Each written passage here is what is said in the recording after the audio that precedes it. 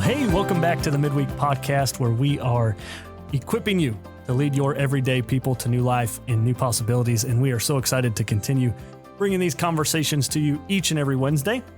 And we want to thank you all for listening, subscribing, tuning in each week. And the feedback you've been giving us has been so great. And so have some special guest with us today. First, I have, we call her around here, Miss Nicole, our children's pastor. So Nicole, why don't you introduce yourself, tell everybody who you are. Hello, I'm happy to be here today. I have loved tuning into the Midweek Podcast, and I'm super excited to be an official guest. I think we're the first guests. Well, aside from Pastor Tim and Joy, we're the first cool guests. Just kidding. I love them. But my name Joy, is... I promise Nicole loves you. I do. I promise I do. But my name's Nicole, or Miss Nicole, as your kids know me here at Fresh Wind. Outside of my work here at Fresh Wind, I am a licensed counselor. So a lot of kids in church have asked me, Miss Nicole, do you go home after church on Sundays or do you sleep here? No, I do not. I do have a job during the week and I do sleep at home. All right. And our other guest that we have on the podcast today is Jared. And Jared is our youth pastor. So Jared, tell us who you are. I am the youth pastor here at Fresh Wind. I've been doing it for a couple years now, or a year and a half probably, and it's going great. I love having the youth and dealing with them and walking through life with them. As youth, like everything is 100%.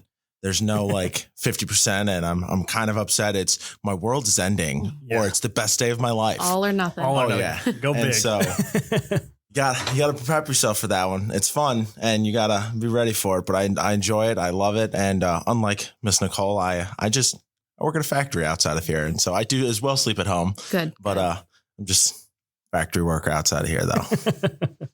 Well, we all can't have big fancy titles like Miss Nicole. Oh, come on. Well, today we are going to talk about what I think is a pretty important issue in light of COVID-19, all the quarantine stuff that's been going on, and how that's impacting our kids, our students, and then even us as adults, the impact and influence that has had on us from a mental health aspect. And so, Nicole, as the professional in the building today, I want to give you kind of the run with this. So give us kind of an overview of this topic and why we should be concerned about it. Yeah, I'm so excited to dive into this. So as we talk about these things today, it's important to remember that even though we're talking about mental health, that's not a replacement for meeting with a licensed mental health professional. So if some of these things resonate with you, or you feel like, hey, that might be me, or that might be a loved one, or I have some serious concerns about that, maybe it's time to talk with someone, and we'll talk more about that. But like Ryan said, there has definitely been a shift in our day to day. Man, it's been 6 months since this whole gig started. That's for sure.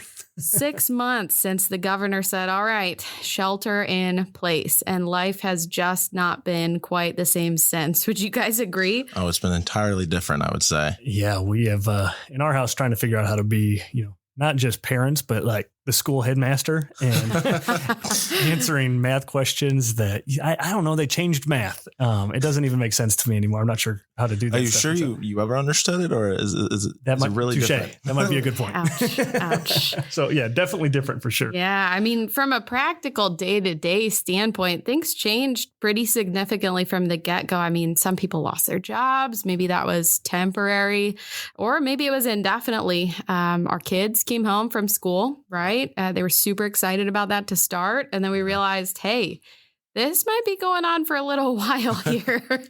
I know summer was probably different for a lot of you too. Maybe you did socialize with other people, but it looked totally different or felt different. The activities your kids engaged in were different. As sports adults being canceled, you can't I was go out furloughed. to restaurants. They came up to us and they said, hey, we're offering a furlough for the summer. If you're interested in it, you can take off the summer and go on unemployment. And there was 80 dudes at the factory that got furloughed. Yeah. Wow. So it definitely changed stuff. And I know Gavin, he was so looking forward to starting soccer back up, and they canceled the whole soccer season. Oh man. Just because of all the restrictions. If this happens, then we got to quarantine the entire team and all this. And Puerto Rico trip was canceled. Yeah. Our youth mission trip was canceled. Not canceled. Yeah. We're coming 2021, baby. So, hey, work might not be something we always look forward to every day, like soccer or like, going on an awesome missions trip. But, there was a letdown in some of those expectations for what our, I guess, normal would be or what our day to day would look like. And since that time in March, our world has really been in this constant state of evolution. We went from normal to totally upside down abnormal, and then we're kind of in a semi-normal, and now we're trying to find this footing in a new normal.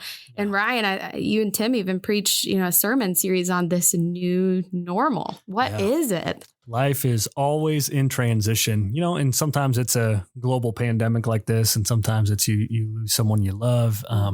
There's just always changes in life, and the reality is mental health is always wrapped up in that.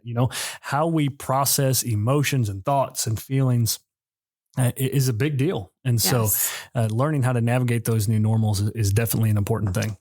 Yeah, totally. I like what you said there. Sorry to interrupt you, but how you said life is always in transition. I think that going in, as we start talking about mental health and everything, COVID-19 definitely did put an entire change on everything. But I think even though we're specifically talking about COVID-19 today and mental health, these things really can be put every day. Yeah. That there's a specific thing going on that we can point to now, but everyone's got something in their life. Maybe you weren't furloughed, but your business went under and you got fired, or you lost your job, or you're going to college. I have so many youth that are getting ready to go to college, that are start taking the exams, and there's so much stress and anxiety over those things. And so as we go in today, yes, we're focusing on COVID-19, but you can apply these to your entire life. Yeah, absolutely. Yeah, I think that's a great point, Jared. What I'm hearing loud and clear is that we know change is inevitable. It's going to happen. And we also know that change significantly impacts the individual. So every one of us has mental health, right? You've got a brain. I've got a brain. Ryan has a brain sometimes. Dude, you're getting it today. I don't know why I let you guys on this podcast. Just kidding. Ryan's very smart. Very smart. Ryan Hurd is a genius, everybody. I'm telling you first, in case you didn't know. And Jared's looking for a raise. He paid him to say that. Yeah. But every one of us has mental health. So just like we would say, I'm, feeling sick today, or, generally I'm physically not overall healthy right now. Maybe I have some health concerns. Mental health, not only is it part of that, but every one of us has mental health. Now, that doesn't mean that we're experiencing a mental illness just because we have mental health. But mental health is a part of our whole person health. I think that's an important distinction, because I think a lot of us, we hear the word mental health and there's a lot kind of wrapped up in that, things that we've read in the news or seen. And a lot of us are like, on varying ends of the spectrum. Some people are like, that's not even a thing. Mm-hmm. Other people, it consumes every part of them. And some people are just like, man, I'm so confused. And so they hear that word and that brings up a lot of emotions. But I thought that was good. We all have mental health. That doesn't mean that there's mental illness involved, but mental health is there for everybody. Yeah, that's you got that. Point. And, to take it a step further, statistics tell us that 50%, more than 50% of Americans will be diagnosed with a mental illness or some kind of disorder at some point in their lifetime. So, hey, we're all going to wrestle with these things. Maybe some of us, a little more or to a larger extent than others. But 1 in 5 of us Americans will experience a mental illness in a given year. That's wild. Now, when you think about these, is this something that can be temporary, or is this something that, you get this mental illness and you have that indefinitely, or some of these more temporary things that you can work through? That's a great question. And a lot of people ask that question. I'm feeling this way right now. Is it going to be this way forever? If we're suffering, inevitably, we want to know, hey, is it going to get better? And that varies, by individual, by diagnosis, what are we working with? But the important part is having treatment, no matter what, having those professionals that you can lean into and get a good, sound treatment plan together and move through it with appropriate clinical support. So for some people, with treatment, that is very temporary. Maybe it's something that they deal with at another point in their life. These stressors that we talked about, right? Like your boss walking in saying, "Hey, Jared, you've got to take a furlough. Sorry, but this is the way it is." Man, what goes through your head when that happens? Oh, it's crazy. There was a lot of dudes who worried. And when we came back, there's talk of a layoff, and they did lay some guys off for a few weeks and stuff like that. And with the furlough, I knew there was a date coming back, but I can only imagine what was going through the head of the guys that got laid off. They went 3 years back.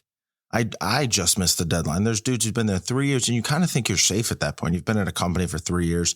You've gotten raises. You've gotten positions. You've established yourself. Probably bought a house even. I bought a house when I was there for 3 years. Sorry, economy's gone. Gas prices are low. We don't need pipe wrenches anymore. Yeah. So that's something, large scale, definitely out of your control, right? There wasn't anything you could do to fix that in that moment. And those stressors can cause a shift in how we're feeling mentally and emotionally. And sometimes those things, they can lead to mental health concerns, which, untreated, or if they worsen, can turn into mental illness. Does that mean you're stuck with that forever? No, but it's something that we want to keep tabs on, and we want to keep the conversation going. So just like our physical health, it's important for us to be able to monitor how we're doing. And if we're not doing well, there's help for that. Do you think that mental health and anxiety and depression specifically are a larger problem in today's day and age than before? For example, company I work for, they instituted an awesome rule, honestly, that if you're the mother of a child and you give birth, you get 12 weeks off. Although if you're a father and what your wife's doctor writes a note that they will give you the 12 weeks off, depending on a problem. And my wife has struggled with anxiety before. And so when she had our child, we preemptively applied for the 12 weeks because of postpartum depression and things like that. Sure. And we wanted just to get ahead of the curve. I didn't want to have to go to work and let her have to deal with the baby and everything. But I have a buddy who works there who's also about to have a kid. And I asked him, I was like, does your wife struggle with anxiety? Just because I didn't even think that she wouldn't. It seems like it's so common now. I didn't realize that until I actually asked the question. And he's like, yeah, of course. Like, doesn't everybody? And is that something that you see more often now? Or is that something that has always just been around, but no one really wanted to deal with the whole mental health stigma? Yeah, I think that's a great question. And it's a question asked amongst professionals as well. Even the data that we have, of course, it's going to show more mental illness if more mental illness or mental health concerns are diagnosed. But maybe generations before us didn't talk about it in the way that younger people do now. And Jared, I'm sure that you hear these things working with youth, and maybe you see them, but there's a different level of comfort in talking about, hey, I'm feeling really anxious right now. Oh, yeah. Or, I'm down today and this is rough for me. It honestly made me a little uncomfortable because Ryan mentioned before, you have like two sides of the spectrum where there's one people who are like, I'm not touching it. And there's other people who are like, let's deal with this right now. And I was honestly always for a while on the side that I'm not touching it until I met my wife and we got married, and I started to see how mental health could affect someone day to day and how that was actually working. And in all honesty, I handled the situation wrong in our first year of marriage. I'm like, all right, you're a little anxious today. Get up and move on. Like, I'm sorry, there's nothing I can do for you. Yeah. And I think that can be a really common response, especially if it's not something that you've observed or kind of been in the thick of before. Yeah. And so when I came on as youth pastor, I luckily, had a little work with it with Allison. And so when I see with the youth and how prominent it is that they're anxious about tests, anxious about boyfriends or girlfriends, anxious about friends, I'm like, all right, I know this is coming. We can walk through this together. The big thing is walking with it, I think, with them specifically. And we can dive into that more, but it is definitely a day-to-day thing with the youth. Yeah. And man, that's valuable to have someone you can lean into, especially within our church and within the faith community, having people that will walk with you and embrace the responsibility to do that. Man, that is a strong piece of our church here. And I'm so proud of that. Oh, yeah. It's definitely, I think, something that, hopefully, I don't know if it makes us unique, but hopefully it goes on in every church. But, having been in Jared's shoes in youth ministry for a long time, and just getting to see some of that shift take place during my time as a youth pastor, it's amazing. And students, I definitely think now are more willing to have these conversations. Even when I was growing up, it was more just stomp your feet down in your boots and go on. Get through it. And so we didn't really talk about these things even back then. And that I know there's guys much older than us who those thoughts would never even cross their mind. And so I think there is definitely an openness to it. I wonder at times, are we preparing kids to cope with things as well nowadays, And so I think that's another side of this. Like, are we actually, because it's easy to throw them in front of a screen or, give them an iPhone or an iPad or, video game and send them to school and send them to youth group. But are we actually as adults taking the time to pour in and help our kids really learn how to process things and to deal with these things so that they don't become big things down the road? And so I think there's multiple angles and facets, and you can kind of look at this diamond all kinds of different directions and get a little bit different picture of it. I think that ties into where she said about the physical health. Yeah. And completely tell me to stop talking if I'm entirely wrong here. But I think it's important for parents to kind of let them kids exercise that muscle. Let their kids be a little anxious, be around, let them control it, just like you're spotting them, right? When I was furloughed, me and my stepdad and my brother-in-law, we worked out 3 times a week. And we were pushing each other, man. We're like, all right, let's do it. What are you topping out at this week? But we always were standing behind them, ready to grab that weight when it fell. And I don't know if parents, obviously I have a 1-year-old, so I'm not at that point yet. She's not going to school with and dealing with the same issues, the same stressors. But I wonder if parents need to be better spotters rather than lifting the weight for them sometimes. Yeah, that's a great point. And man, I think we could do a whole other podcast on that. It's a great topic. But, I think it brings up an important note. And that's a certain level of anxiety, a certain level of, sadness or an expression of our emotions is normal. It's totally normal. Nothing to be afraid of. So if you're saying, that's me, or, oh my gosh, I've felt that way, don't feel like you need to, run to the local emergency room or, call the mental health crisis line. And we'll talk more about when that is a good thing to do. But it is a normal part of our human condition. And as Christians, we know that we live in a fallen world, right? And that suffering, it's inevitable here. God promises us joy, and he promises us fullness of joy in him and through him.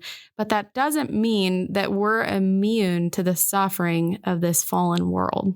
That's so good. That's good.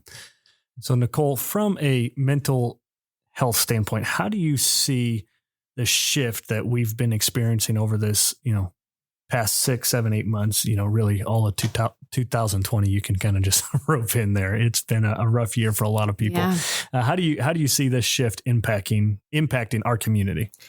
Man, I see it every day. I have been a busy woman at work, and I know, other people who are in the healthcare field and the mental health field, just in human services, they're likely seeing it too. Nationally, we have seen, this is a staggering statistic to me, but we have seen a 900% increase in calls to the National Mental Health Crisis Line. Oh my gosh, 900%. 900%. Unreal. That is huge. Yeah. So we're struggling, right? This shift certainly has impact. We see it financially. We see it from a mental health standpoint. We have seen statistically an increase in substance use, kind of that numbing behavior, right? How can I cope with this? What can I turn to? How can I tune out for just a little bit here? What's going to make me feel better? And I think that kind of ties into, are we preparing people to cope with a lot of these things in a healthy way? In a healthy way, right? Because there's certainly a lot of ways that you can cope with things, and a lot of things that you could turn to. And so how do we prepare our students? How do we, even keep an eye out for our spouse and one another, our friends, the guys we work with, our children, even as parents of youth? What should we be looking out for with that? Yeah. That's good stuff, because there's a lot out there to turn to. How do we guide them to turn to the right things? Right. So like you said, there's healthy and unhealthy ways to cope with feelings of anxiety or our experience of depression. And, being able to spot that in someone you love or someone that sometimes it can be a matter of life and death, or a matter of just helping to reroute that person, maybe getting them connected to the resources that they need, or just being, an ear to listen or a shoulder to lean on. So like we talked about before, it's normal to be sad, right? You've all had sad days.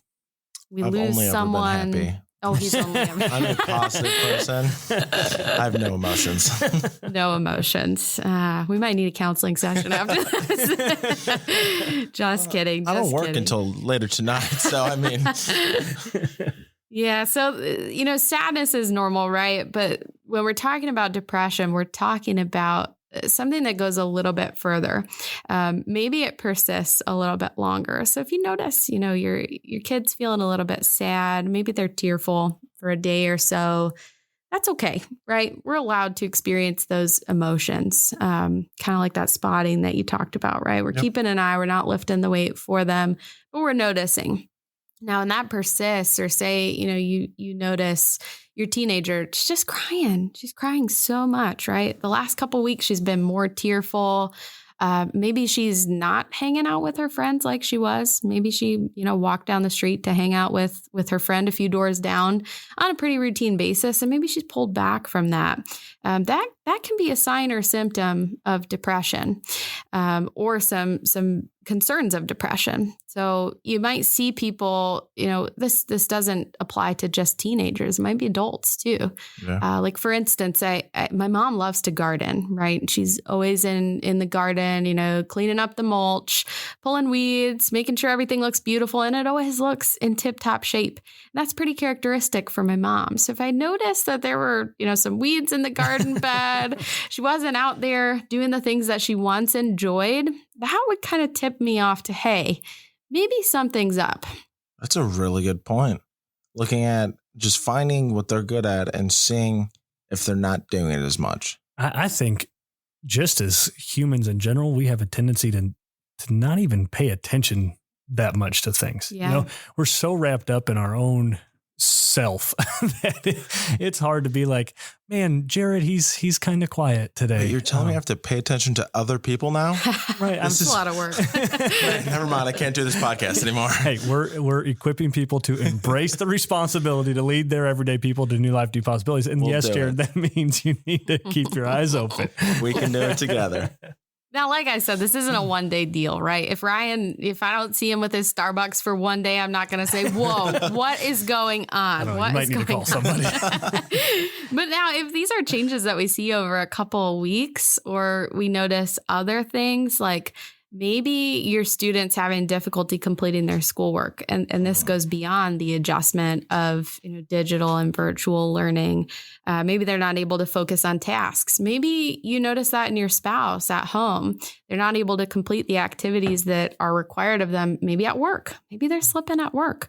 Maybe at home, things just don't seem the same in their routine. They're not keeping up with the laundry if that's something historically they always did, unlike me. If you're doing the laundry, Tim should be worried a little bit. Yeah, probably. Yeah, I think you're right. I think I like what you said there about work, about if they're not completing all of their work. Working at a factory, it's a lot about pushing out product, right? We build pipe wrenches. We need those pipe wrenches every day. And I think, especially a somewhat old school factory where I work, when you don't meet those standards that you usually do, it's not very often they ask you, like, are you all right? Like, what's going on? What's the reason? They kind of assume you just took the day off. You were lazy that day. And maybe it is that day, and that's probably more often than not.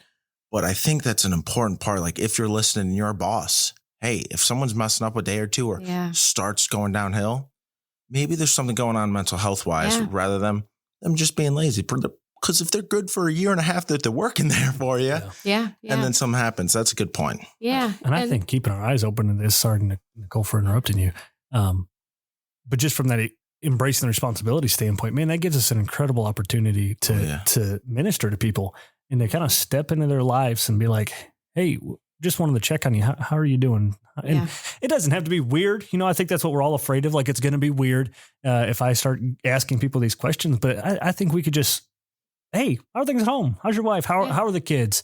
And just inviting people into those conversations, especially like Jared said, man, if you're in a position of leadership at work, if you're a supervisor or manager, you got people underneath you, man, what an opportunity to minister to them just by keeping your eyes open. And when you see slips in productivity or whatever, and not one day, because maybe it is, they just had a bad day. Maybe they're not feeling good. But if it's, kind of this sustained thing, man, what an opportunity we'd have to jump in there and be like, hey, how are you doing? Yeah. And man, here comes the children's pastor and me speaking. What an opportunity for parents. Yeah. If you notice a change in your kids, instead of saying, yo, you're not doing your chores, you're not taking care of the list that we agreed on. There's no check boxes, no stars here for you. Let's pick it up. Maybe it's time to ask how they're feeling or what's going on. How's school going for you? It's time to step in and dive into how your kid is feeling. And I'm sure that sometimes that can be surprising. Yeah, I would say that I'm probably guilty of going route one on that. Usually it's as a task-driven guy, hey, let's get this done. You got a list. Come on. It's got to be done. Get it done. Mm-hmm. And just you saying that, I'm feeling kind of convicted. There's probably not very many times when I'm stepping back and being like, hey, how you feeling? What's going on this week? And really taking time to ask those questions. It's more, no, let's get this done. So that's good for me. I'm taking that home with me today. Yeah. And Ryan, there's a healthy balance, right? Like if you're always asking, well, are you feeling okay? How are things going? And you're not, redirecting like, hey, we do need to get this done. Sometimes things can go to the wayside. So it's healthy to have responsibilities, right? Yeah. But if you're noticing that those responsibilities are routinely, not being met or they're not hitting the mark when they used to, kind of opening the door to have that conversation can be really, really powerful. Not just from a mental health standpoint, but gosh, wouldn't you trust someone a little bit more if they invited a difficult conversation and lent their ear to you? Wow. So good. That's powerful right there. Oh, yeah.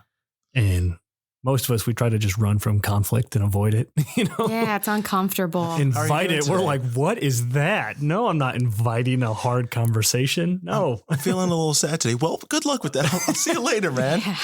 Yeah, I mean, how often have we, hey, how you doing? And we're just praying they don't actually answer the question. Right. I think a big part of that, at least for me, is you don't know where to attack. You don't know, and I don't mean like to get on them about anything, but you don't know where to approach it first would be a better word, where it's, hey, this is going on. And a lot of times I've caught myself and I'm like, I don't know what else to say other than like, I'm sorry that's going on, man. Like if there's something I could do, I'd love to help you, but do you have any tips there? I guess that would be a great question. Man, that draws my mind back to my first year as a counselor. And I talked to Pastor Tim a lot about this because it was just rough. I remember sitting in the room with a client and they were just sobbing on my couch. And I was like, what do I do? and I remember talking to Tim about that. And, I kind of concluded, it's not always about what you do and what you can solve. Sometimes holding space for that person and just being there is enough. And there's that cathartic effect, that release, right? When we can get it out and put it out in the open, sometimes it feels different for that individual.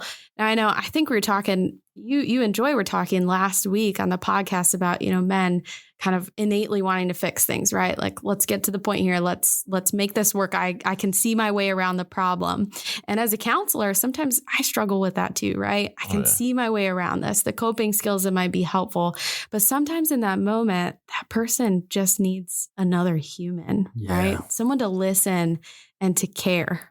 I listened to half of last week's podcast, and I was thinking that in my head. I'm like, Allison yells at me all the time for trying to fix stuff. That is me. And so then I was like, oh, a good thing I didn't bring that up right away. I think, man, that's so important. And I just love the opportunity that this gives us to minister to people. And, Jared, as you sit here and say, what are some tips? And I thought that was powerful, just saying, really, sometimes people just need another human. Mm-hmm. And people need to know, like, I'm not out here alone. Yeah. I'm not drowning. There's someone here who's in my corner, who's behind me, believes in me. And what a difference it can be to, lay your hand on someone's shoulder or staying 6 feet apart, I guess, if COVID social distancing. A stick or something. But to just look at someone and say, hey, I am sorry you're going through that. Can I pray about this with you? Oh, yeah. And just I think what a difference that would make in people's lives if they had that going on. To just know, man, someone is out there who cares about me, who's praying about this with me, and I'm not out here alone. Yeah. And that's so good. What a time to offer hope, right? Oh, yeah. When someone is feeling hopeless, right? We're in that struggle and we want to know, is it going to be this way forever? Am I ever going to feel better? Does life ever get better than this? As Christians, we have a unique hope in Jesus Christ to offer other people.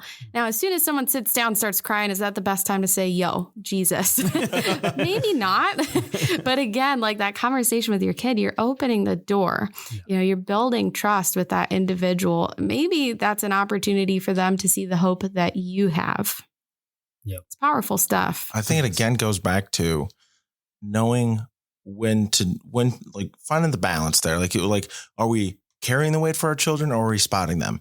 Are we constantly evangelizing to somebody, or are we just dropping it in there when the Spirit leads us? And I think today, for me, that I'm picking up is it's a lot about balances, knowing when to be involved, when to hold back. And that involves knowing people. Yeah, and for sure. Again, taking our eyes off of ourselves and embracing that responsibility and really paying attention to the lives of people around us, taking an interest in them. And then, Joy and I, we talked about this last week on the podcast, when there's conflict going on, you need to know how the other person copes with things. And like you said, sometimes jumping right into it is not the best thing to do. Yeah. Sometimes you just need to let them have their time, but to set a date. Hey, I know you're upset about this. Now is not a good time to have this conversation, but I'd love to talk to you about this. Why don't we grab coffee next week? Yeah. And just put that date on the calendar so that you don't let it go unresolved, and offer, I guess, false assurance or, I promise I'm in your corner. Just please don't ever call me. Sometimes when I feel like it. Right. And so to actually take that step and be like, no, I am here. I'm with you. Let's talk about this. That step can sometimes be really scary. I remember being back in Nicaragua when we took a missions trip. And I was really worried, what am I going to say to these people about the problems that they have that I don't understand? Right. And so often we find ourselves, if someone's, struggling with mental health, maybe we don't understand it. Maybe they lost a loved one. We've never experienced that loss. Maybe they're, experiencing panic attacks and we don't even know what the heck that is. I remember, reading in the book of Jeremiah, the Lord speaking to Jeremiah and saying, don't fear, I will give you the words to speak. And great. Gosh, if we can just trust in that, if we can pray and ask the Lord to give us the words to speak in those moments when it's so crucial, what could be better than that? I can attest that there is nothing better. There is nothing better. When, like I mentioned before, I was on the side of the spectrum where mental health was a thing that was not discussed. I think I've gone through seasons of depression here and there and stuff, but I'd never even categorized it as that. I'm feeling bummed. There's this going on. It's obviously making me upset. And so when I met Allison and we got married and this was a thing, I had no idea what to say. And I would try to fix it and I was always wrong. And it wasn't until I had enough people basically yelling at me, just saying dude, this isn't your battle. This is her battle. She's got to work it out with God. These things are it's just let God lead you. You can't do it yourself. It wasn't until then that me and her really saw some improvement, not only in our marriage, but with her mental health specifically. Yeah, that's good stuff. That's good stuff. It's hard to know what to do. I mean, what do we do, right? If we find ourselves in this situation, if we have a loved one who's experiencing these symptoms that we're talking about, maybe you see them drawing back socially, they've got less energy, they're tearful, maybe, things don't look the same at work or at home, or maybe, we're talking about anxiety, right? They're feeling restless or kind of keyed up. They're having difficulty sleeping or really overwhelming thoughts about the future. I think that COVID has kind of brought that up, at least to some extent in all of us, some fear about the future, right? Well, I mean, you had COVID, presidential election, race relations, right. Everything going on. Right. Who isn't experiencing it's like the perfect storm, is it not? Right. It's all there, and it's easy to begin to have these symptoms, that you just brought up here. And I guess the question is, what can we do? How do we cope with anxiety? How do we cope with our depression? How do we cope with these things so that we don't get stuck in this, downward cycle? How do we start climbing our way back out? Right. Yeah. I think it's important, just as a precursor, that if you feel like you're so deep that you can't climb your way out, it's time to talk to someone. And there are people that God has equipped to do that. He's given them a unique skill set and a compassion toward other people, and they're out there. And we can help connect you to them if that's something that you're interested in, or you feel would be helpful for you or your family member. I encourage you guys to reach out to us, and we'll talk more about some other ways to reach out. But there are some practical things you can do from day to day. If you notice, you're starting to feel a little more anxious than your normal baseline, or maybe you see some of those depressive symptoms in yourself, like that withdrawal or anything else we talked about, there are things that we know are good for us, right? Like there's things we know are good for our physical health, like don't eat Chipotle 4 times a week, like I tend to do. That's a problem? Sometimes. I have a problem then.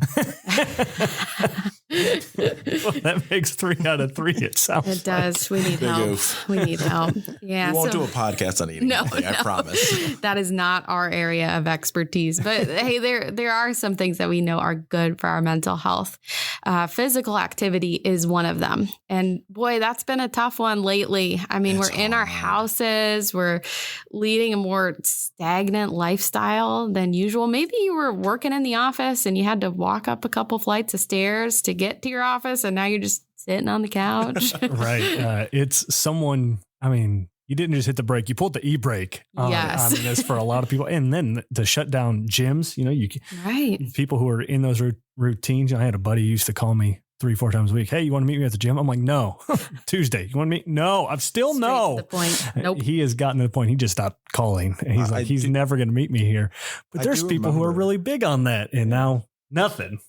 I do remember inviting you multiple times this summer to work out a few times. This was a no names sort of situation, Jared. However, I think outside of COVID, though, I think it's hard, especially for students. I mean, we're in a time where you have to be elite to get into some colleges. You have to have 4.5 GPA to get advanced classes where you're doing college level work as a sophomore in high school with extracurricular activities, with volunteer time and all of those things.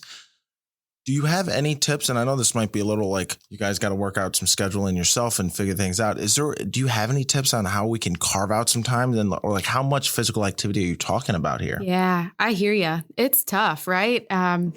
Just before we started to film, or I guess record this podcast, I was talking with Ty Hurd. And he was talking about a survey that he was completing in school. And one of his teachers had asked in that survey, how stressed are you?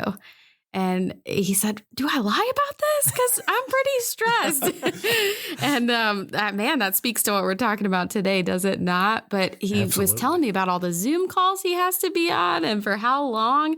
So, from every adult down to every little kid, we all have those pressures and time constraints, no matter how different they are. They're there and we feel them. So my recommendation is always to start small.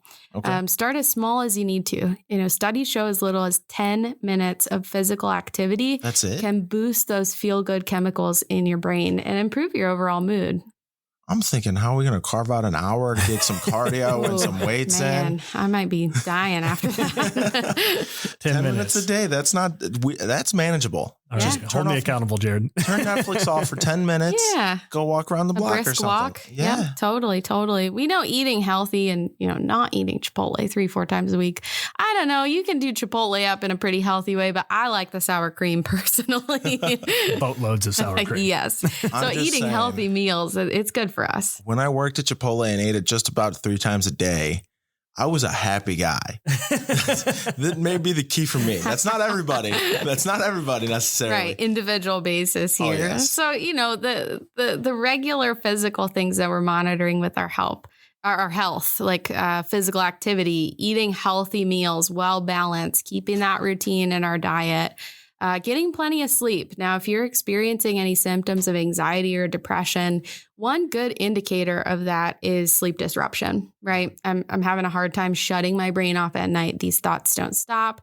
When I finally lay my head on the pillow and close my eyes, I can't fall asleep, or say I fall asleep and then I'm interrupted. I wake up, not because, someone knocked on the door or the kids yelling in the next room over, but my sleep is disrupted, or I'm waking up way earlier than I want to.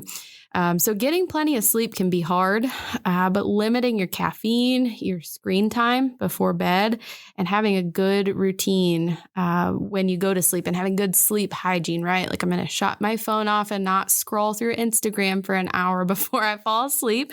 I'm going to limit the time I have exposed to that bright light on my iPhone. If you don't have an iPhone, I feel really sorry. There is an awesome option on your iPhone where you can kind of lessen that light, and it is good for you. Google Pixel 4 XL. That's my phone. Way better than the iPhone. Although I did just buy a Mac, so maybe I might switch. However, it has the same option. Cuts out the blue light. There you go. Good idea. There you Still go. wrong, Jared. Yeah. But I've seen those studies where, screen light, especially right before, bed it has a huge impact on our ability to sleep at night. I had something new with me this year where if I drink caffeine after 4, it's like I don't sleep till 3 a.m. anymore. Yeah. That's brand new. It's called age. Age, thank you. Ouch. Comes with all the gray hair. And I'm on it today. And so, I've had to adjust that. And, I used to laugh at people that drank decaf coffee. And now it's like, I was at my mother-in-law's house and she's like, you want a cup of coffee? I'm like, do you have decaf? One of those guys. Yep. I'm but honestly, it makes a difference. So caffeine, screen, and routine, if you can cover down on those things, it oftentimes helps your sleep routine, helps you to get plenty of sleep, which helps you to function mentally and emotionally better overall. Another big one, and this can be, again, this could be a whole other podcast that we talk through, substance use, avoiding substance use, not indulging in that area. That is a numbing behavior. If you're struggling with this, it's definitely time to talk to someone. And you're not alone in that either. Like I said, in our county, in our state, in our nation, we have seen with this global pandemic a huge increase in substance use behaviors. It's one of those coping skills that is not healthy. It's not good for us. It has negative impacts on our mental health and our physical health too. It can cause all sorts of complications there. Like you said, with COVID-19, there's not much else to do. I hear that a lot where I'm going to go home and do what? Sit there and be awake and not be tired. Yeah. There's idle time, and sometimes that can be really hard to fill, especially when you're struggling. Yeah. It's common to turn to those things that, number one, are pretty quick, and maybe number two, they're familiar. And I think as Christians, it can be extra hard for us to talk about those things. But again, we're not immune to it. Nope. Yeah, that's good stuff. Yeah. So making time to unwind, that's another big one. Man, we talked about, having that time to do a couple laps around the block or have that physical activity. This is just as important. You can spend 10 minutes a day doing something relaxing for you to help you to decompress mentally, to relax physically. It can do wonders for your mental health. I was just talking to a couple getting ready to get married, and one of the suggestions I gave them, and just because they both work in stressful environments, and I was like, it's important to know, again, how one another cope with stress and things that are going on. I was like, if it helps when you get home from work, put the car in park, shut it off, or just turn the radio on and give yourself 10 minutes before you walk into the house. Yeah, that reset. Right. Because it's hard when you get home and you've been stressed out at work and you thought about it the whole way home, and then you walk in the house and your kids are running around and all this stuff needs done. Sometimes we just need that 10 minutes to just hit pause, reset. I love that word, reset, and then go back in and approach my day. I think that's making that time to unwind that's huge. Yeah. And I like what you said, Ryan, especially between work and home. We have such blurred lines right now with work and home. Yep. I know a lot of you that are listening, you're probably working from home. Work is home and home is work. And boy, can that be a stressful place to be. So having those healthy boundaries between work and home, it's good for us. Yep. Yeah. And connecting with other people, this is a tough one, right? Because we're told like, hey, you need to social distance, stay away from other people as best as you can. But we know that that's no good for our mental health. Right. And man, as Christians, we were created for community. That's right. And we hold that belief to be true, right? And all the way back to the Garden of Eden, right? Who was there alone? Adam. And who came along next? Eve. It wasn't good for the man to be alone. We can't tackle this life on our own, right? We know that as Christians, we need God and we need other people, or he wouldn't have created a whole world of us, right? Mm-hmm. So having that community in one way or another is so important. Man, if you're not able to safely see other people in person, we are so blessed to have the technology that we do today. Isn't it wild? Oh, yeah. I know at the start of this, my family on my mom's side, we had created weekly Zoom meetings. Nice. Everyone was locked in their house and we were like, man, we need someone to talk to. Yeah. And so there would be 20, 30 of us on Zoom on Friday nights for a few weeks. We did that, actually probably close to 2 months. We did that. And then, our church, we've done weekly prayer meetings. Yeah. Another opportunity to get on Zoom and just see people, talk to people. Cause it's definitely hard to get together in some of these situations. And, it's hard to sometimes go out to restaurants and all these things. But to make that time to connect with others and have that opportunity is important. And technology has made that way easier for us. So take advantage of those things for sure. And as youth, we all have the Snapchat and Instagram. I said the Snapchat. Oh my goodness. He's old. I'm about to be old now. I'm going to start drinking decaf. The Snapchat, the Facebooks. We all have, as youth, we probably don't have Facebook, but we have Instagram and Snapchat and TikToks even. And so I think that is a great resource. No, you're not in person, but funny Snapchats with funny filters or FaceTiming people. That is an option we can always take on and do. Maybe we're not playing the sports that we were playing, but you can make a cool video of you kicking a sweet goal or whatever it is and share it with your buddies. Let them see what's going on and let them know that you're still playing the sport as best you can alone. Right. And, I think you bring up another interesting topic, and that's social media. I think, our youth, our kids, us as adults, we've got to be careful with that. Social media, it's kind of like a car, right? We can use it to get from point A to point B or to socialize with other people, or we can use it as another one of those numbing behaviors, right? We just kind of tune out, numb out, scroll, and then scroll some more. If we're not truly using it to connect with other people, it actually has some really awful adverse effects. Studies have shown that, an increased amount of social media use correlates with an increased amount of anxiety and depression. Yeah. Man, that's not what it was made for. Yeah. Yeah.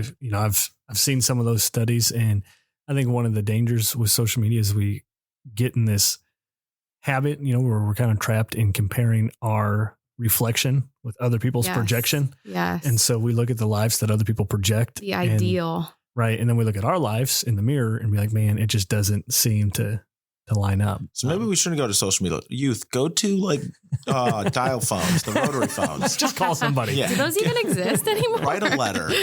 Smoke signals. And like a car, right? I mean, a car can be used for a whole lot of things. It's intended to get you from point A to point B. If you're using it to socialize, you're messaging your grandma if she uses Facebook. That's awesome.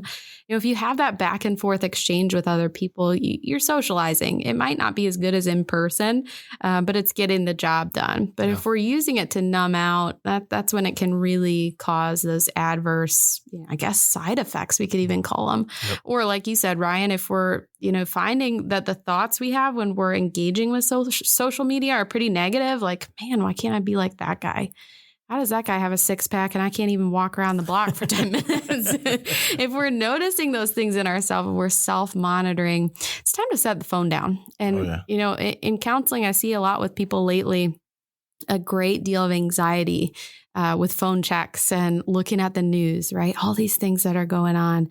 It's healthy to limit that time, mentally healthy. I think just to a real simple thing that people can do right away is just go and turn off all of the notifications. Yeah. I have Facebook on my phone. I usually use it for Facebook Marketplace, which isn't always good. Sorry, Joy. But that's kind of my use of Facebook. But on Facebook, Instagram, any of those, I have all my notifications turned off. I don't want to know when someone likes a post. I don't want to know when someone else likes another person's post. Like, why do I care about that?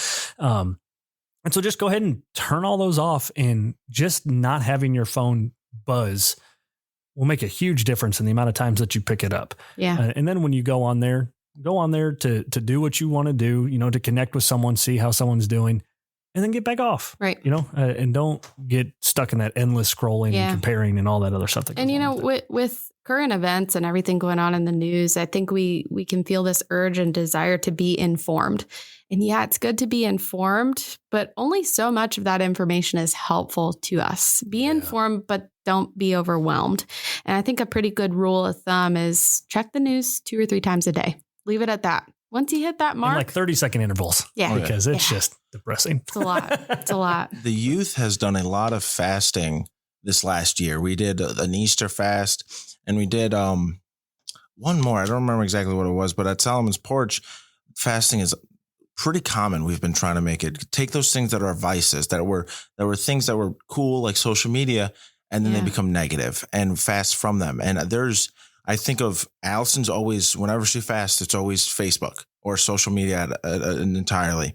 And a couple of the youth have noticed that this is becoming a who's got a better life contest. Yeah. So they're self-monitoring, how is this impacting me? And is it something that's owning my thoughts? Yeah. Is it drawing me away from my relationship with Christ? Or, for adults, is it drawing me away from my relationship with my kids? Yeah. Is it drawing me away from my spouse? I think, we've said a few times we could probably make a whole nother podcast about this. This might be another one of those things. Oh, yeah. And so if you're interested, let us know. But just how we navigate and deal with social media and the impact and influence that has on our lives, I think would be really important. So I think as we kind of start wrapping this up from a biblical perspective, how do we cope with this? I think one of the keys, and Nicole, I'll let you kind of talk about this, but is renewing our mind. Paul says, don't be conformed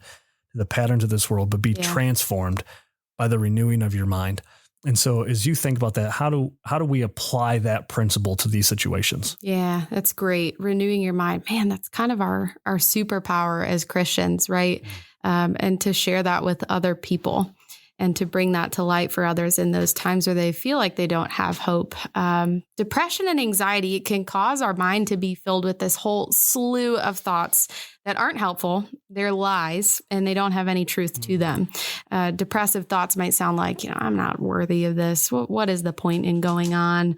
Anxious thoughts might sound like, I am not going to survive this next month at work. This is not going to happen. I read a book by I think it was Stephen Furtick called Crash the Chatterbox. Yeah, and it dealt with a lot of that, is just those thoughts that are constantly going through our head, that chatter that we hear, that self-talk, and then taking those thoughts captive. Yeah. And then scripture says, make them obedient to Christ. Right. And so, that's huge. It's huge. The Bible, it's God's word. And it tells us that as children of God through Jesus Christ, we are worthy of love. We are worthy of our life, and we're worthy of a life with him.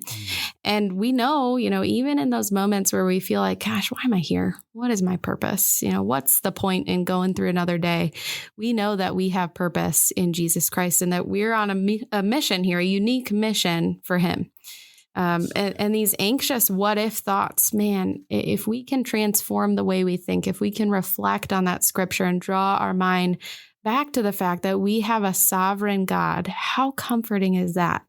What I do all week is cognitive behavioral therapy. We're looking at our thoughts, our feelings, and our behaviors and how they impact one another. And our thoughts are so powerful. They have the power to shape all of those things. And when we feed our mind, we're feeding our soul too. So you got to be careful with what we put into it. Absolutely. That's good stuff. Well, Nicole, thank you. I think this has been just incredibly helpful. And there are a whole slew of other conversations I think that could come out of just this talk. And so, again, as you've been listening, if any of this kind of resonates with you, let us know, and we'll bring Nicole back in and have her walk us through some of those things. But Nicole, what are some resources that you think that we could pass along to people who might be saying, you know what, I am in the thick of this, and I feel like I'm drowning. I don't know if I can dig my way out of this. What would you do? Where would you point them? Yeah. So number one is nice and close to home. That's your faith community, your church right here. Reach out to us and we can help to connect you to the right people, the right resources. I think there's a lot of shame and, guilt and just taboo in talking about these things as Christians. If I feel this way and I believe that God is powerful and can give me joy, am I fake? Am I not Christian enough? I want you to know that that's not the case. This is part of our human condition. The church, God's people and followers of Christ, they're here to strengthen you as part of the body of Christ. So let his people walk with you and let him work through them to lift you up when you're feeling down. If you want to engage with a counselor, if you think that is helpful, I strongly recommend it. What a powerful thing. What a powerful thing. And a Christian counselor can be an amazing thing too. If you need connected to a Christian counselor or any type of counselor at all, reach out to us. If you're experiencing these things on a large scale and you're thinking, you know what, Ryan, you know what, Nicole, you know what, Jared, I need help right now.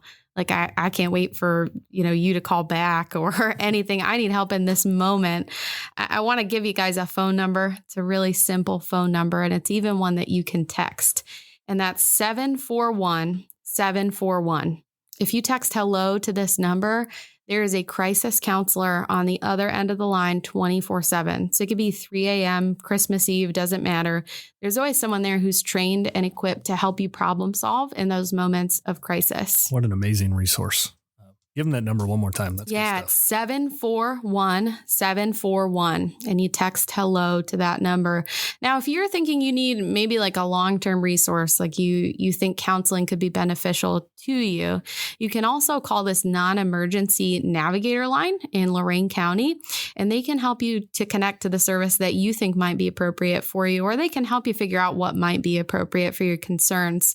And that number is 440-240-7025. You can call that line and they will help to connect you. But guys, I want you to know that as a church and as a church staff, we're here for you too. Reach out to us. All right. Well, we will go ahead and put both of those numbers in the show notes so that you have access to them. I know some of you might be listening to this while you're driving. I don't want you to try to write this down right now. There's a whole nother thing that you can turn a car into. Yeah. And it's not good when you try to text and drive. And so, or write and drive. And so we'll put those in the show notes. We'll also list some of these different ideas for how we can cope. We'll put those in the show notes too, so that you can take a look at those. I know Nicole gave us a ton of great information there, and you might want to go back and look at that, and we'll make sure to put that in the show notes as well.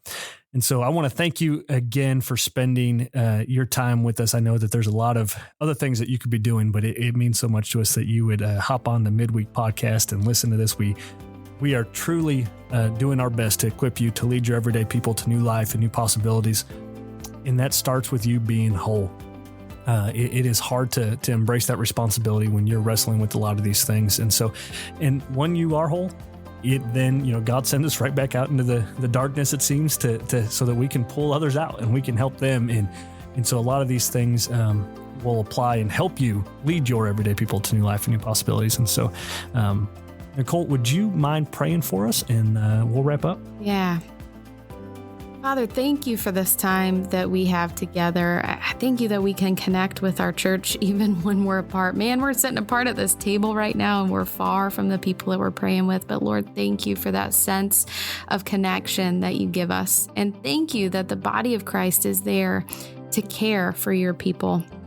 Lord, I pray that if there are any concerns that have come up for people today, you would give them the courage to reach out. God, I pray for anyone who is struggling right now, and I ask that you would give them the comfort and peace of knowing that you are a sovereign God and that you are in control and you are the most loving one that there is for them. I pray that they would feel your love, your peace, and your comfort.